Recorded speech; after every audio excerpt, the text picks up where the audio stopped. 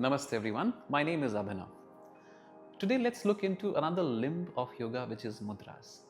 What are mudras? You would have seen people adopting this mudra, or maybe this mudra, or maybe this one. So what is this and how does they function? If you see, our body is like a miniature universe. Whatever is there in the macrocosm, it is the same in the mini form is there in this microcosm as well. Just like how the cosmos functions within the balance, our body and mind also function through the subtle energies. So mudras are the key to unlock this balance. Mudras are like gesture or seal. Mudras can be adopted with hands, with your face, or certain parts of the body also. They are the subtle positions that influence the flow of the prana.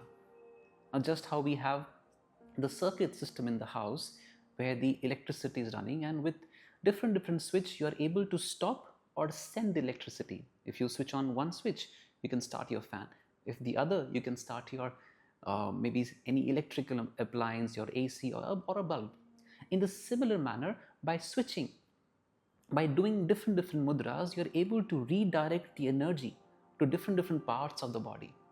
If you see, when a child is born, the child is actually adopting different mudras. This is also a mudra, sucking of the thumb. What it does is, when you adopt a mudra like this is called as the Meru Dand mudra.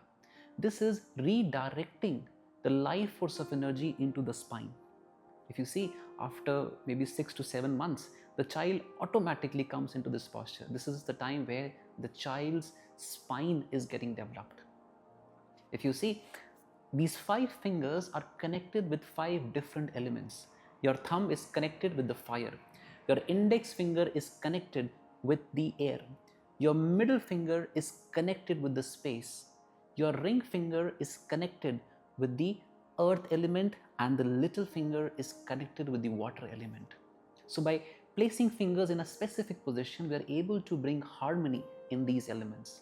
If you are a student of Ayurveda, or if you have heard about Ayurveda, which is one of the most oldest science of medicine, if you go to a Ayurveda doctor, they will check your pulse, and what they'll find out is, they'll find out that which element is not in harmony or in excess or weak. So if I talk about the benefit or the purpose of mudras, the first purpose is that it brings the balance in the elements. It is able to restore the harmony if in case an element is in excess or weak. Mudras can help you to calm the mind. It reduces restlessness and it brings clarity in the mind. If you're a person who loves to meditate, mudras are something that you are automatically aware of, because it helps the mind to turn inward and become still. Mudras help you to channel your emotions. Emotions like anger, fear, anxiety, prana. It dissolves when the prana or the life force of energy is directed properly. Mudras can help you to elevate your consciousness. It's a simple way to connect the individual to the universal consciousness by working upon the subtle flow of the energy. And it has tremendous health benefit. Different mudras can help you to work upon different organs, influence the organ or the gland, and even the nervous system through the pranic balance. So this was the science of mudras. If in case this is the first time you're hearing about it, and if you want to practice it, look for the video in our channel where we have introduced the mudras that you can start with.